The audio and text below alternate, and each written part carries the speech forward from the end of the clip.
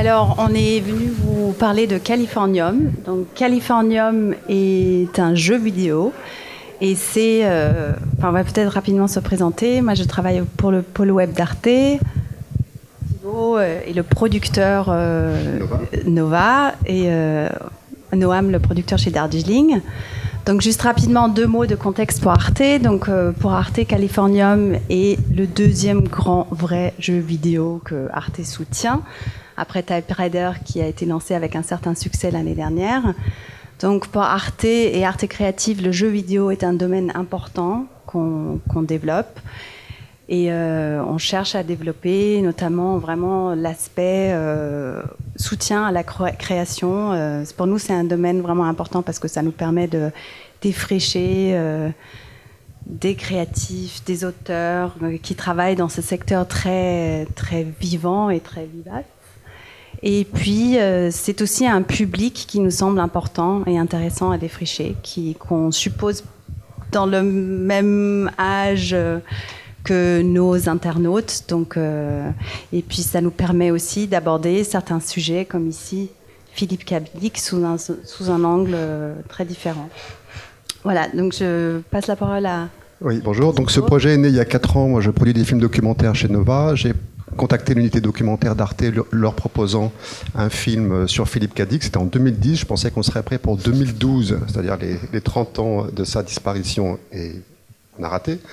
On est rentré dans une expérience très dickienne, d'ailleurs, globalement. Et quand la question du web s'est posée très rapidement, comme toujours avec Arte, je me suis tourné vers Noam. Moi, j'ai pas d'expérience sur le web du tout, que je venais de rencontrer. Et il est revenu avec une idée très vite, qui était la bonne idée, qui était de faire un jeu, puisque Cadic, son œuvre et sa vie se prêtent très naturellement à des récits interactifs, à des simulacres de réalité. Et voilà, donc on a initié cette production il y a maintenant 5 ans. À ce point-là. À ce point-là, donc c'est une étude de cas, mais ce qu'on va faire, parce qu'on va pas vous raconter 50 productions ou 3 ans de vraie production en 40 minutes, on va survoler un peu tout ça en parlant des grandes étapes. On va vous montrer pas mal de choses et on va vous montrer surtout le jeu vers la fin. Et puis après, si vous avez des questions, on se fera un plaisir d'y répondre. C'est pas très formel, donc si vous avez des questions pendant qu'on parle, vous pouvez aussi lever la main, nous interrompre. Alors, du coup, on va raconter très brièvement Cadic. Il y a quelques images qui vont tourner. C'est un premier teaser qu'on avait monté pour ce projet, qui est donc un projet bimédia. Ce qui nous intéressait chez Philippe Cadic, qui est cet auteur américain que vous connaissez principalement à travers les adaptations Blade Runner, Minority Report et compagnie. C'était les deux notions qu'il a développées dans toute son œuvre et même dans sa vie, qui sont les questions de réalité. Qu'est-ce que la réalité et la notion d'être humain? Et on est parti de ce constat-là, que cet auteur est finalement pas trop connu dans le monde, et pourtant il parlait déjà dans les années 50 avec ses premières œuvres de notre monde d'aujourd'hui. Un peu prophétique, un peu visionnaire, on ne sait pas trop. Mais si vous relisez Cadic aujourd'hui, vous retrouvez tout ce qui existe, de Internet à la réalité virtuelle, à la question de l'avatar, à tout ce qu'on peut se poser dans notre monde d'aujourd'hui. Donc ces deux notions, on a très rapidement cherché à les développer. On a monté premièrement une équipe. On a rencontré notre directeur créatif aujourd'hui, qui est Brice Roy, sur ce projet. Qui est un game designer, qui a un collectif qui s'appelle One Life Remains, qui fait des choses très expérimentales, et avec qui on a réfléchi à qu'est-ce que pouvait être un projet sur Cadic.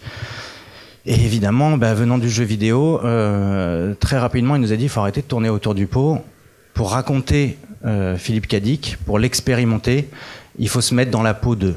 Et ça, c'est du jeu vidéo. Et ce projet est né, et ça s'est concrétisé à ce moment-là avec 2 œuvres, un documentaire, on va vous passer un petit extrait juste après, et un jeu vidéo. Le documentaire, il a un objectif, comme tout documentaire, de faire découvrir l'homme, l'œuvre, sa vie, le contexte dans lequel il a écrit et il a déployé ses œuvres, et le jeu, du coup, il est là pour vous faire expérimenter ces notions. C'est pas une adaptation. C'est un jeu vidéo librement inspiré de Cadic. On a pioché pas mal de choses dans sa vie, dans ses œuvres, des choses qui nous plaisent. On a essayé très humblement de retrouver ce que nous, on a perçu dans sa manière d'écrire et dans ce qu'il avait envie de raconter dans ses histoires, et qu'on a essayé de retranscrire dans un jeu vidéo. Et on va vous passer un petit extrait du documentaire. Tu veux dire un mot sur le documentaire ? Non, le documentaire est terminé. Pour l'instant, donc c'est un projet, ça s'appelle Bimédia, toujours. On peut l'appeler comme ça change tous les 3 mois chez Arte. C'est un documentaire et un jeu. Donc c'est un jeu et un documentaire pour la télévision, voilà, qui devrait sortir premier trimestre de l'année prochaine, groupé. Et ce qui intéressait Arte beaucoup dans le traitement documentaire de Philippe Cadic, c'était la modernité de ses idées. C'était pas juste de retrouver un grand auteur maintenant disparu, blablabla. C'était qu'effectivement beaucoup des choses qui sont dans ses livres sont maintenant dans notre quotidien. Et on a travaillé avec Ariel Kirou, qui est un grand connaisseur de Cadic, qui a écrit un abécédique, dont le sous-titre pourrait très bien résumer le film, qui est « Nous vivons dans les mots d'un auteur de science-fiction ». Et c'est exactement l'angle de l'approche que nous avons eu pour ce film. Eh non. Bah ouais.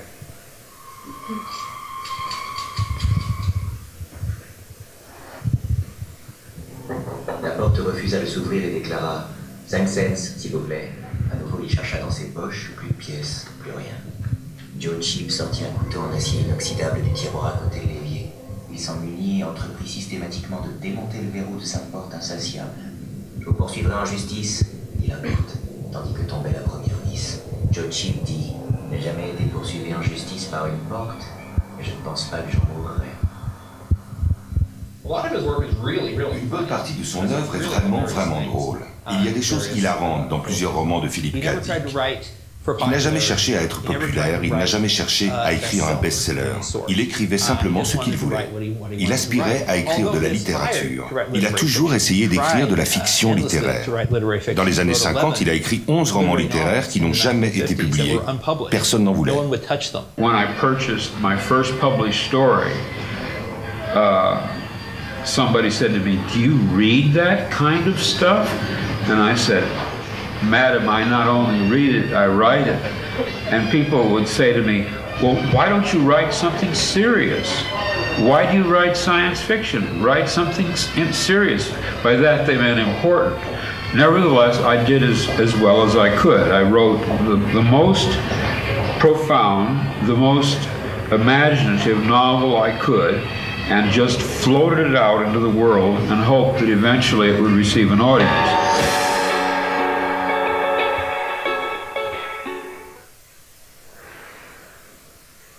Well, they're rioting.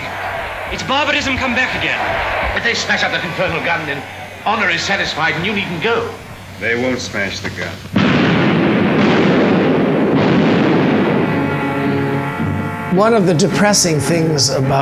Ce qui est déprimant dans la mauvaise science-fiction, c'est qu'elle montre un futur, qu'il soit dystopique ou apocalyptique, où on ne s'intéresse qu'à quelques personnages. Le méchant Big Brother et le protagoniste qui se bat contre l'ennemi. On ne s'intéresse jamais aux gens ordinaires et à la manière dont leur vie est bouleversée. Mais Philippe Cadic était différent. Il aimait observer la manière dont la vie de gens ordinaires basculait. Philip K. Dick didn't write horror. Philippe Cadic ne décrivait pas tant l'horreur que cette sinistre sensation que toutes nos certitudes sont bâties sur du sable. Stand upon sand.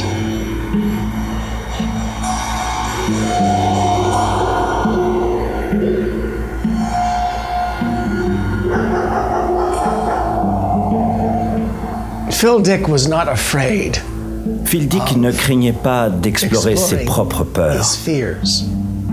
C'était un homme en proie à de vraies peurs. Il vivait comme un Américain moyen. Mais nous savons tous que cela ne vous protège pas de la sensation qu'un monstre est caché sous le lit, qu'il y a un monstre dans le placard. Les plus grands auteurs de science-fiction, comme Ray Bradbury, Stephen King, Isaac Asimov, ont cette notion. Les choses vont trop bien. Mes angoisses sont aussi puissantes qu'une armée d'envahisseurs.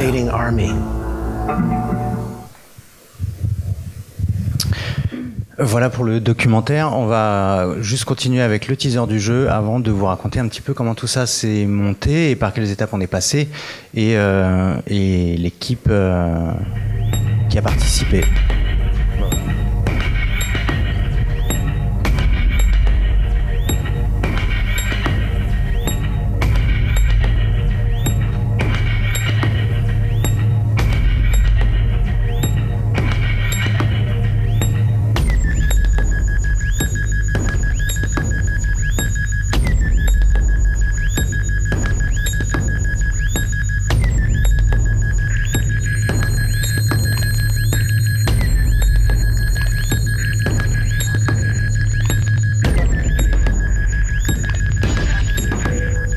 C'est un teaser, c'est court, c'est fait pour.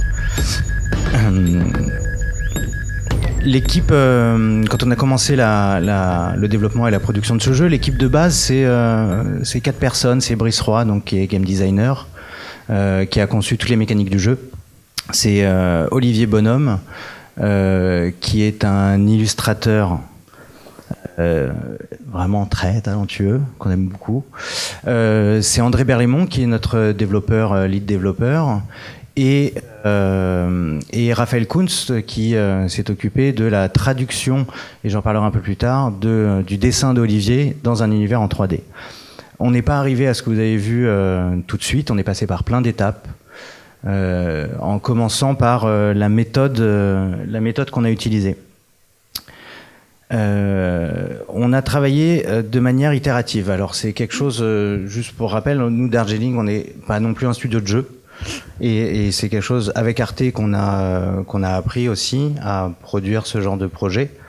Et la première phase, c'était de comprendre comment on fabrique un jeu vidéo et quelles sont les étapes de fabrication, et ce process itératif qui est de dire on utilise chacun des personnes clés à chacun de ces postes pour faire des premiers jets qu'on va tout de suite tester très rapidement par des prototypes, et on va itérer comme ça de manière circulaire pour essayer de faire avancer et à chaque fois trouver les impasses. Et il y en a beaucoup des impasses quand on fait du jeu vidéo, et encore plus quand on fait ce qu'on a essayé de faire, c'est-à-dire créer un jeu à partir d'une matière documentaire qui est la vie et l'œuvre d'un auteur américain, un écrivain tout court d'ailleurs. Du coup, je vous montre un peu des artworks d'Olivier qui sont les premières pistes de réflexion sur ces deux notions qui sont la notion de l'être humain et qu'est-ce qu'un être humain et qu'est-ce que la réalité.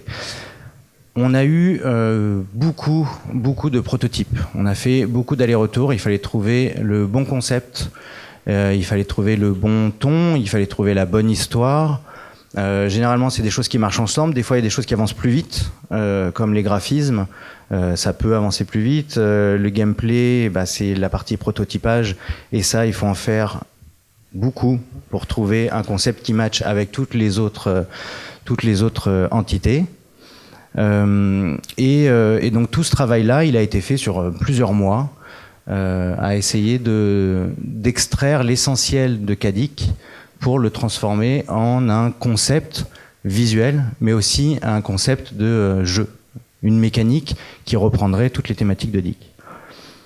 Un des premiers, je vais vous montrer quelques protos, il y en a eu quand même beaucoup, mais je vais vous montrer quelques-uns. Un des premiers noms officiels, nom de code, c'était Routine du projet. Et là, vous allez voir un petit prototype, voilà à quoi ça ressemble. Donc c'est des ronds, c'est des carrés, c'est très moche, ça marche. C'est l'essentiel. Et celui-là était une réflexion sur la notion de déshumanisation des comportements et de robotisation de notre vie de tous les jours. Donc voilà, on doit passer d'une personne à une autre comme ça, et avec un système de dézoom progressif où on va découvrir le monde et essayer d'explorer cet univers. Donc c'était intéressant, on avait cette notion de qu'est-ce qu'un être humain, est-ce que quelqu'un qui fait tous les jours la même chose arrive à s'en détacher. On avait plein de pistes assez intéressantes. Mais il n'y avait pas la notion de réalité et il n'y avait pas cette expérimentation directe de ces notions. on était quand même spectateur d'un univers, d'une histoire. À partir de ce moment-là, et encore plusieurs autres prototypes, on est passé à ce genre de prototype-là, et donc surtout à une typologie de jeu en première personne et en 3D. Et là, on avait compris qu'on avait attrapé quelque chose. La first person, c'est quelque chose qu'on utilise dans les shooters principalement, ces jeux d'action qui sont très rapides, mais qu'on peut utiliser pour, et vous le voyez dans celui-là, pour jouer sur les notions de réalité. Le médium jeu vidéo se prête à ça, à cette facticité du monde dans lequel on évolue, et à cette incarnation qu'on peut avoir quand on joue à la première personne et quand on est immergé comme ça dans un univers. Et là, c'est une sorte de labyrinthe, si vous voyez, où à chaque fois qu'on se retourne, un mur apparaît, un mur disparaît, on est perdu, il y a un nombre de salles impossible et on ne sait pas où il faut aller. Et ça, donc du coup, à ce moment-là, on s'est dit, d'accord, première personne, c'est très bien. On continue là-dessus. L'autre pendant, et ça aussi, ça a été quelque chose de vraiment compliqué, ça a été le scénario. Un scénario de jeu vidéo a une particularité qui est de comprendre ce que veut dire une narration spatialisée où l'utilisateur ou le joueur va avoir une liberté de choix très vaste. Et comprendre la narration spatialisée à l'opposé d'une narration linéaire qu'on sait très bien faire dans les documentaires et dans les films, et ben c'est une démarche qui est très particulière et que on s'est rendu compte que finalement peu de gens maîtrisaient, en tout cas au niveau dans lequel il nous fallait pour avoir une histoire qui marche avec Cadic et avec ce qu'on voulait faire. Sachant que la question même de la narration est longtemps restée une question, puisque moi j'ai découvert le jeu vidéo à l'occasion de cette production-là, mais qu'il y a toute une partie, et sans doute à raison, de game designers qui trouvent que le scénario n'a pas sa place dans le jeu vidéo, quoi qu'il arrive. C'est-à-dire que le jeu vidéo, c'est un gameplay et du pur gameplay. Donc sur Cadic, ça a longtemps été l'éléphant dans la pièce, puisque assez naturellement, comme l'a montré Noam, on a une direction artistique, on a un environnement quand même très narratif, puisque c'est le travail d'un écrivain. Donc la place de la narration a mis très longtemps à émerger. Et même dans le cas de Californium, le travail sur la narration et le travail sur le gameplay ont été menés parallèlement, oui. Mais se sont rejoints finalement assez tardivement. C'est exactement ça. Ouais. La dernière année de production. Pour ne pas dire les derniers mois. Effectivement, voilà, on a avancé sur des mécaniques qui nous semblaient super intéressantes à exploiter, mais auxquelles on n'arrivait pas à raccrocher d'histoire. Et il a fallu passer par plein de phases. On a essayé avec plein de personnes différentes. Et on ne trouvait pas cet emboîtement possible entre une direction artistique, une mécanique de gameplay et une histoire qui allait créer cette alchimie qu'on recherchait dans un jeu sur Cadic. On a rajouté plein de couches de difficulté. Et là, on a recontacté à ce moment-là un scénariste français de jeux vidéo qui s'appelle Stéphane Beauverger, qui a mis la main à la pâte et qui a réussi, de par son expérience et son expertise, non pas à sortir l'histoire que vous allez découvrir dans Californium quand le jeu sortira, mais à poser les bases structurelles pour développer et déployer une narration qui se prêtait à ce jeu. C'est du world building, c'est de l'univers, c'est-à-dire c'était la première fois où on raccrochait des wagons et on se disait ok, il y a une piste à explorer, il y a une piste intéressante, va falloir travailler évidemment, mais là on arrive enfin à raccrocher toutes ces choses qui nous plaisent de manière éparse et où on avait ce sentiment qu'il fallait trouver ce point de jonction. Oui, juste une chose, c'est qu'avant que Stéphane arrive, avait déjà été posé par d'autres échanges, le principe des mondes emboîtés, puisque c'est un principe de poupée russe, en fait, on passe d'un monde à l'autre. Donc ça a été vraiment un travail d'accouchement extrêmement lent pour passer d'un concept de narration à des bases de la narration et finalement à une vraie histoire, une vraie arche et des vrais personnages. Ouais.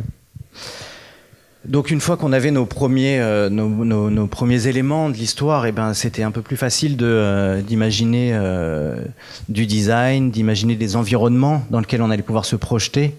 Il y a deux mécaniques dans ce jeu. Il y a effectivement la notion de mondes emboîtés. Vous le verrez quand vous passera un petit bout du proto, de la démo. C'est même plus un proto, c'est une démo. Faut que j'arrête. Et une forte question sur la réalité. La réalité qui entoure le personnage qui se trouve dans ce jeu vidéo et dans lequel on évolue. Et donc là, vous voyez des dessins d'Olivier qui imaginent des décors possibles pour ce jeu, avec des personnages, avec des univers, avec un ancrage évidemment en Californie et à Berkeley, qui est une ville où Cadic a habité longtemps. Et vous allez retrouver donc ce genre de dessin. Vous verrez tout à l'heure dans les images du jeu, on va retrouver ces designs-là complètement. Et à ce moment-là, du coup, on travaille sur une autre partie. On travaille sur la transposition du style graphique d'Olivier. C'est un illustrateur. Il fait principalement de la presse. Il fait de l'image fixe. Et alors se projeter dans un univers en 3D où les choses bougent, où il y a de la vie, où le personnage peut se promener un peu partout. C'est aussi tout un travail de longue haleine avec Raphaël Kunz d'abord qui a posé les grandes bases de la direction artistique 3D, et puis ensuite d'autres personnes, Zineb qui est ici, qui a fait une très grande partie de la 3D que vous verrez tout à l'heure. Et ça, c'était un travail important, c'est-à-dire de sortir de ce côté carré de la modélisation 3D qu'on voit dans les jeux vidéo, de trouver une technique particulière. C'était pas simple. De sortir du côté texture, on peut rentrer dans les questions un peu techniques, de sortir du texturé entier, de mélanger du dessin, ça peut ressembler un peu à ça, du dessin et de la 3D pure. Et ça, ça a mis un peu de temps, mais je pense que le résultat est assez bon. Et là, on voit des artworks d'Olivier sur les différents mondes emboîtés. Donc le passage à différents univers, mais toujours du même point de vue et avec des contextes politiques et de sociétés différents qui sont la base de la structure de Californie. Je veux juste faire un pas de côté, Noam, parce qu'en parallèle de cette démarche créative, il y avait quand même quelque chose qu'on a eu du mal à fixer, c'était aussi à qui s'adresse ce jeu. Est-ce qu'on veut taper très très large? Donc taper très large, ça veut dire ça pose la question des contrôleurs. Est-ce que c'est un point and click? Est-ce que c'est sur PC? Enfin, ça a été quelque chose carté. En plus, c'était en réflexion aussi. Avec une exigence quand même claire de notre côté de s'adresser à un public large et ne pas un public de... Et tout ça pour dire que les itérations, c'est vrai, autour du game design, du gameplay, pardon, de Brice, était aussi un petit peu dépendante de est-ce qu'on veut taper large, est-ce qu'on veut toucher quand même les gens qui sont fans de Dick. Enfin, ça a été ça nous a accompagnés dans la réflexion aussi de savoir qui joue, qui va jouer à ce jeu et sur quelle plateforme. C'était aussi une phase d'acculturation entre le monde de l'industrie du jeu vidéo et l'industrie de l'audiovisuel au sens large, c'est-à-dire comprendre à qui on s'adresse aussi, et est-ce qu'un joueur, et on est encore dans le cliché du joueur qui est dans sa cave et qui joue à des jeux un peu violents, ou est-ce que non, il y a le grand public finalement est bien un public de joueurs au sens très large, et on peut s'adresser à ces gens-là avec des propositions artistiques et de jeux vidéo intéressantes, comme on le fait en documentaire, en cinéma, en d'autres choses. Donc ça a été une bonne phase d'éducation et d'acculturation de ces milieux-là, pour qu'on arrive à tous se convaincre que on a le droit de faire un jeu vidéo avec un clavier souris en première personne et s'adresser à finalement un public assez large. Quelques images d'Olivier encore, et on arrive aux premières modélisations 3D de l'univers. Donc au début ça ressemble à ça, ça ressemble à des tests, ça ressemble à des choses, on essaie de reproduire une banlieue américaine, on essaie de trouver ce qui fait la singularité de ces environnements, les spécificités, on essaie de reproduire les courbes d'Olivier. On le verra un peu plus tard, mais il n'y a rien qui est droit. Il n'y a rien qui est droit dans ces univers. On voit là d'autres. Et puis, progressivement, on arrive à des univers un peu plus remplis, un peu plus chargés, un peu plus vivants. Et on commence à rentrer, nous aussi, grâce à cette imagerie, dans ce que va être ce jeu et ce que va être cet environnement dans lequel on va évoluer. Le gameplay continue à évoluer en parallèle, on continue à faire des prototypes, on continue à trouver aussi techniquement, on a plusieurs contraintes. On a une première contrainte qui est de pouvoir proposer ce jeu aussi sur le site web d'Arte, qui n'est pas une contrainte mince à faire. On utilise le moteur de jeu Unity, pour ceux qui connaissent, pour développer, et il fallait prendre en compte tout ça pour se dire Est-ce que ça va marcher? Est-ce que ça peut marcher? Et est-ce qu'on va pouvoir le déployer sur différents supports? Oui, parce que c'est peut-être le moment de rappeler un peu le modèle de distribution sur Californium. Donc ça va être un jeu, c'est pas un jeu mobile, c'est un jeu PC Mac qui va être donc distribué sur Steam principalement. Et qui aura une version gratuite, entièrement gratuite, enfin toute l'histoire sera jouable gratuitement sur le site d'Arte. Et donc ça suppose évidemment des développements parallèles, complexes, enfin des adaptations notamment sur la version web qui sont pas faciles à mener. Voilà, vous avez encore quelques images des premiers protos graphiques et des premiers protos qui ont servi au gameplay, donc c'est au moment où on a un peu tout mélangé. Et donc travaillant sur le scénario de l'autre côté, on arrive aux premiers éléments qu'on va figer dans cette histoire. On trouve la bonne mécanique de jeu qui va être un jeu d'exploration et un jeu de recherche où on va non pas travailler la vitesse d'exécution et les skills, les compétences qu'on peut avoir avec un clavier et une souris. C'est pas ça qui nous intéresse. Et ça aussi, c'est dans la démarche de pouvoir proposer le jeu à un plus grand nombre. Il n'y a pas besoin de maîtriser à un haut niveau les contrôleurs. A priori, avec un petit peu de pratique, normalement tout le monde arrive à gérer le déplacement et la souris. Et il n'y a pas besoin d'avoir de grandes compétences de joueurs, donc on n'est pas chez les hardcore gamers. Pour jouer à Californium, il suffit de regarder, de fouiller, d'écouter et de se promener dans les environnements.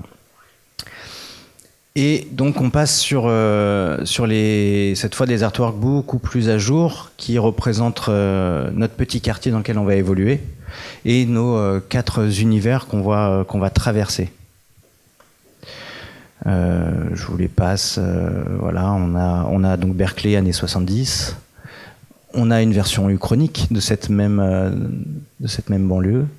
Qui correspond au 2e niveau de jeu. En fait. Qui correspond, voilà, on a 4 niveaux, 4 mondes et 4 niveaux de jeu. 4 niveaux de jeu.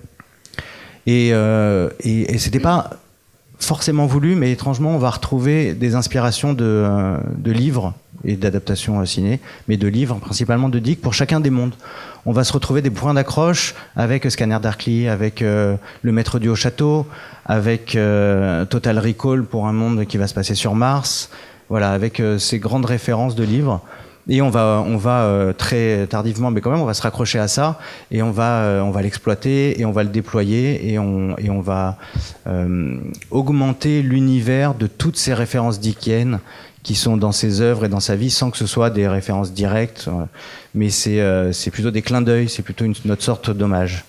Il y a un des blogueurs, quand on était à Birmingham, qui a utilisé le terme, après avoir testé le jeu, de love letter, et c'est exactement ça. C'est vraiment les 2 projets, le doc comme le jeu, sont vraiment des lettres d'amour acadiques, quoi. C'est vraiment, on s'est complètement engouffré dans le projet, et une boussole qu'on avait pour les 2 projets aussi, c'était très important pour nous, comme le dit Rickman dans l'extrait, c'est de montrer que Cadic était quelqu'un qui avait beaucoup d'humour, et dans ses œuvres, c'est très très drôle. Les films qui sont adaptés de Cadic, à part le premier Total Recall, sont très dystopiques, très noirs. Et donc, il fallait que nous, qu'on retrouve par cette lettre d'amour acadique, cette légèreté, cette ironie et cet humour qui le caractérisait. Ouais, c'est ce qu'on avait aimé aussi dans la direction artistique, dans les dessins d'Olivier, c'est de retrouver ce côté acidulé, ce côté coloré, qui n'existe pas du tout dans Blade Runner, par exemple, et d'ailleurs dans tous les films de SF qui sont sortis après Blade Runner, où il fait nuit et où il pleut, et où on a des écrans géants. Et on a vraiment cherché à retrouver cet humour et voilà, et ces couleurs-là. Et du coup, ensuite, il fallait remplir notre monde avec une histoire, avec des arches, avec des personnages. Donc, vous voyez certains des personnages principaux que vous allez voir dans le monde 1 tout à l'heure, qui sont des personnages récurrents, qui sont des personnages pour partie qui sont vraiment qui sont inspirés des personnes qui ont peut-être existé dans sa vraie vie, en tout cas vraiment. Il faut pas trop dire des trucs comme ça. On va avoir des problèmes. Ouais, qui prennent de plein d'éléments de la vie et de l'œuvre, voilà, et qu'on a mélangé, qui ont parfois juste le nom fait référence à une œuvre de Dick qui n'est jamais sortie. c'est bon. Ou alors à des événements de sa vie, des événements, des similitudes par rapport à sa vie. Voilà, on allait chercher plein de choses très diverses qui nous ont plu et qu'on a réinjectées, qu'on a retriturées et remaniées dans l'univers, dans les personnages, dans l'histoire et dans tous les caractères qu'on va découvrir. Et du coup, on arrive à ce à quoi ressemble le jeu aujourd'hui. C'est cet univers-là en 3D. Voilà. J'ai pas grand chose à dire, c'est l'univers. Vous avez vu les artworks, vous avez vu les dessins, a priori on y retrouve pas mal de choses. Il y a de l'intérieur, il y a de l'extérieur, c'est un monde, c'est pas du tout un monde ouvert comme on peut l'entendre, mais c'est un monde où on peut se déplacer assez librement au final, même si on va être guidé et dirigé par plusieurs éléments. Et peut-être on va raconter le pitch du jeu. Si tu veux. Je voulais juste saluer quand même, parce qu'il y a un élément extrêmement important de la narration, qui, d'après ce que j'ai compris, dans le jeu vidéo comme dans le linéaire d'où je viens, est toujours abordé très, très tard, c'est la musique. Et la musique joue un rôle extrêmement important dans le développement des 4 ou 5 mondes que propose le jeu. Xavier est là, on est en train d'y travailler, mais c'est vraiment une dimension qui est énorme, quoi, de la qualité globale du jeu. Et donc le pitch, c'est simple, c'est que vous êtes Elvin Green, un auteur de science-fiction qui habite à Berkeley, dans son appartement, vous avez vu des petites images ici, et qui va se retrouver confronté à pas mal de choses dans sa vie qui vont pas très bien. C'est un point de rupture, disons, il y a un gros point de rupture. Oui. Ça va pas très bien, quoi. Sa femme le quitte, son éditeur lui dit que la SF, ça se vend pas, sa propriétaire veut le virer, et à un moment, il va se passer quelque chose, il va recevoir un signal, une entité va se mettre à lui parler et va lui proposer, et c'est là où c'est intéressant dans le jeu vidéo, c'est la question du choix, il va lui proposer de changer de monde. Et à travers le gameplay qui va être mis en place, on va pouvoir explorer et faire apparaître des bouts de réalité différentes, et on va traverser cette histoire et ces différents mondes comme ça. Voilà encore des petites images, mais je pense qu'on va aller directement dans le jeu, hein, parce que ce sera plus joli. Et puis qu'il nous reste 5 minutes. Alors. On peut baisser la lumière de la salle. Merci.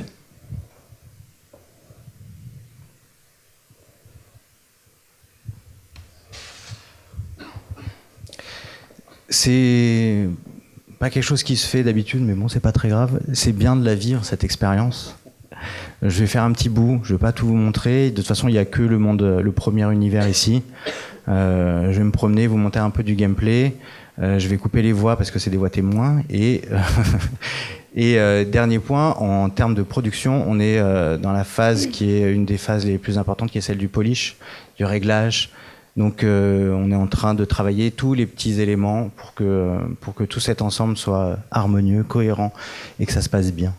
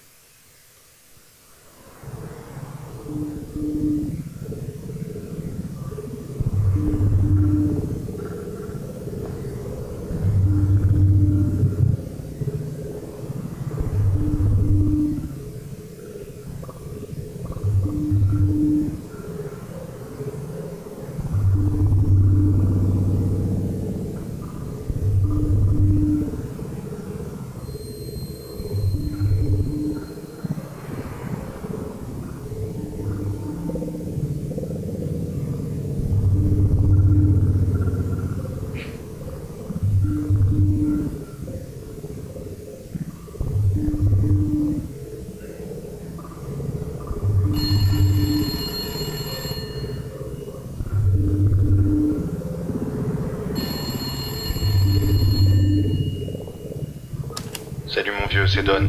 Ça fait 2 semaines que j'arrive pas à te joindre. T'as pas livré les textes pour les spots radio. Les campagnes de pub sortent à la fin du mois et les clients veulent que je te vire. Il faut que tu passes chez Weird World, ça urge.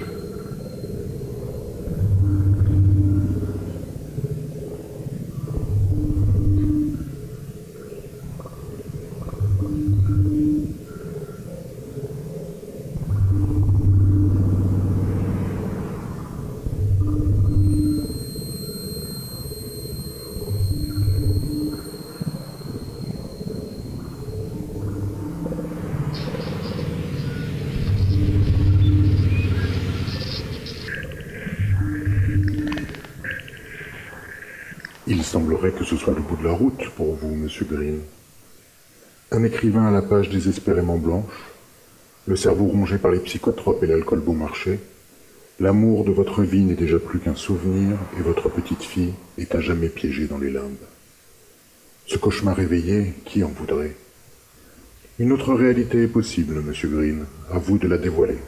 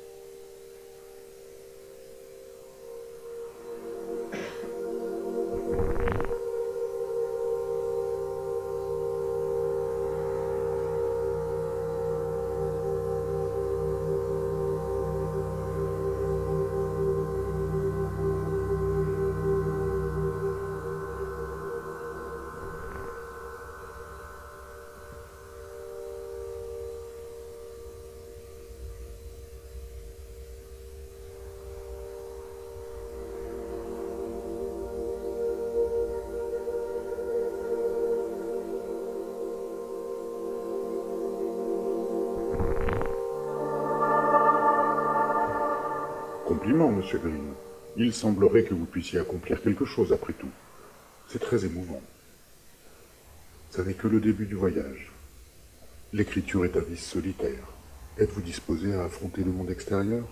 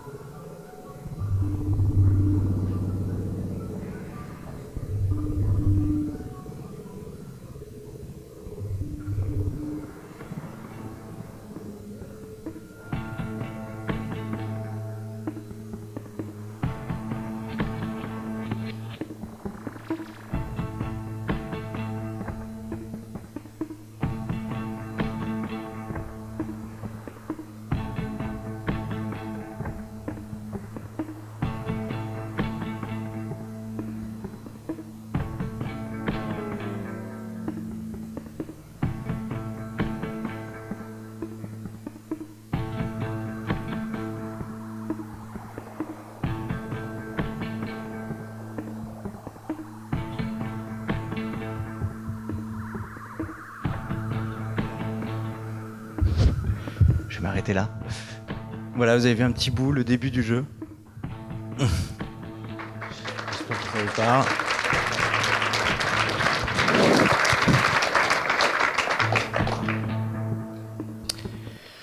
Si vous avez des questions, je pense que c'est le moment. Le prix, on ne sait pas encore.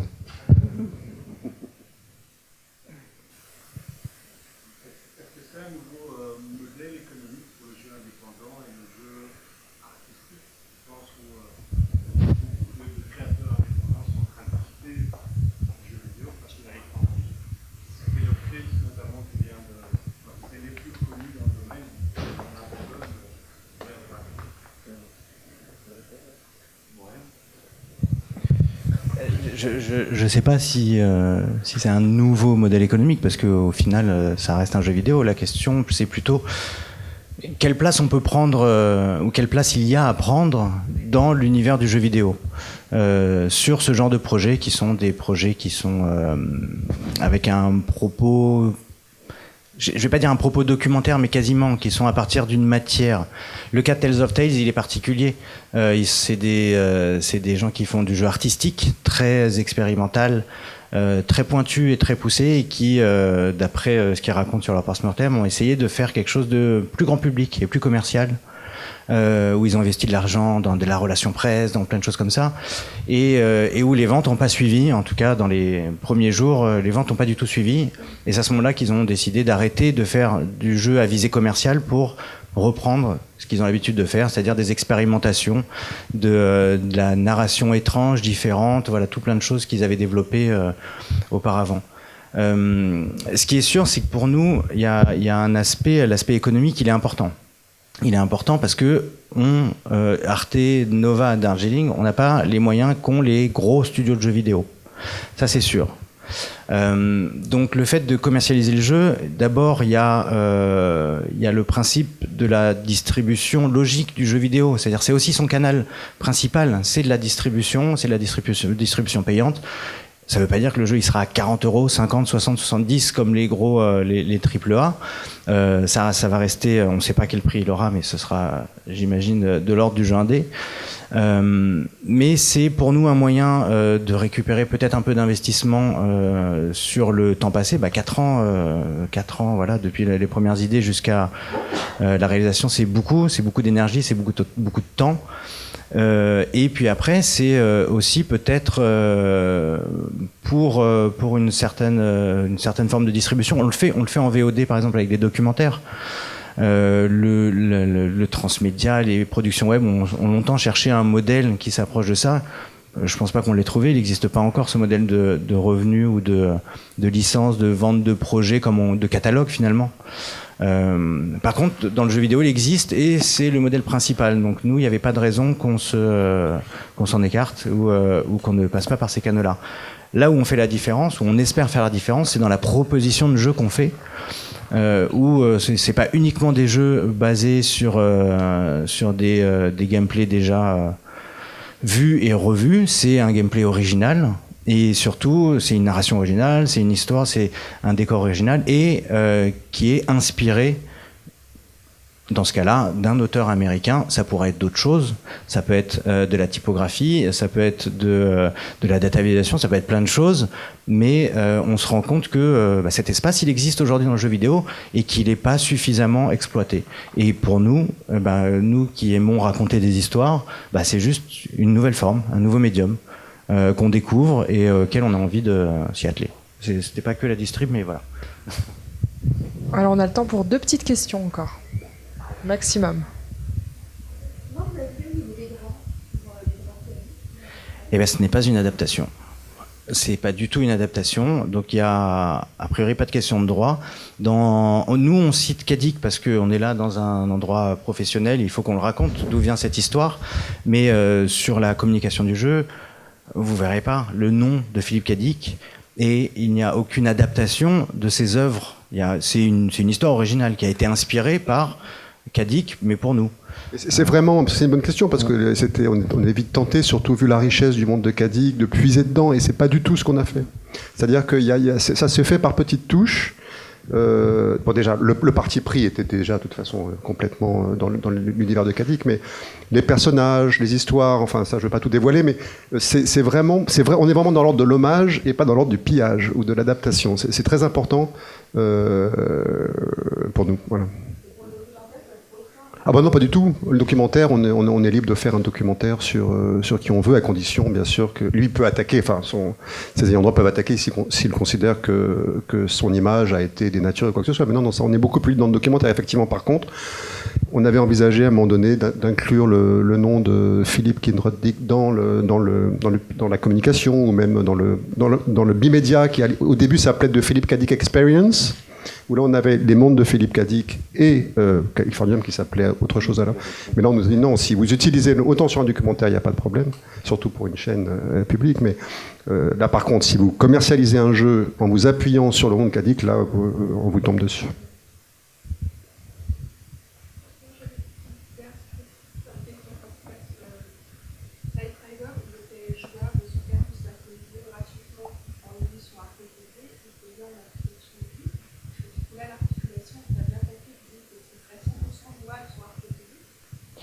Les modalités exactes, voilà, il y a un principe, c'est que c'est pas un freemium, on ne cherche pas à attirer les gens sur Arte pour qu'ils aillent acheter le jeu derrière. Il y a une proposition de base qui est que sur Arte, on doit proposer une expérience complète. Les modalités exactes, on a plusieurs pistes, on tranchera en fonction de la quantité totale de contenu, de pas mal d'éléments qui feront, Enfin, une chose est pour l'instant... Ce sera une expérience complète. Oui, voilà, c'est une expérience complète. On pourra faire complète. l'expérience de l'histoire complète sur Arte. Non. Non, absolument. Après, ça reste géolocalisé à la France et l'Allemagne aussi, pour pas se couper d'un vrai public qui potentiellement pourrait acheter. On verra ce que ça va donner. C'est aussi une expérimentation, ça aussi. Et je voulais juste noter aussi qu'on travaille, on est vraiment dans le secteur du jeu vidéo, parce qu'on travaille avec un éditeur de jeux vidéo qui s'appelle Neko. Et donc Noam a produit chez Darjeeling le jeu, mais on s'est rendu compte qu'il fallait pour la sortie, la commercialisation du jeu, penser tout ça. C'est grâce à lui qu'on est allé à l'EGX à Birmingham. Voilà, donc Neko est vraiment là avec son expertise sur la commercialisation du jeu. Et dernier point aussi qui est de l'ordre de l'expérimentation sur la commercialisation, c'est que on n'exclut pas le fait de proposer les deux objets ensemble aussi. Il y a des bundles qui se font sur des plateformes, sur Steam. Sur Steam, maintenant, on peut acheter en SVOD ou en VOD des documentaires. Et ça peut être intéressant dans ce cadre, dans ce genre de projet transmédia, du coup, de combiner tout ça. De dire, il y a un documentaire où là, on a de la connaissance, et il y a un jeu vidéo où on a du ludique, mais aussi de l'expérience. Voilà. C'était d'accord. Eh ben, ça tombe bien. Non, ça va. La durée de vie ou le temps de jeu? Est-ce que la durée de vie, alors là, aucune idée. Est-ce qu'on va y jouer pendant 15 ans et ça va rester une référence, ou est-ce qu'au bout de 6 mois on va l'oublier? Je ne sais pas. Par contre, le jeu, d'après les premiers tests pour l'instant qu'on fait, il y a à peu près 4 heures de jeu. Ça va. Merci beaucoup, merci pour votre présentation. Merci à tous. Merci.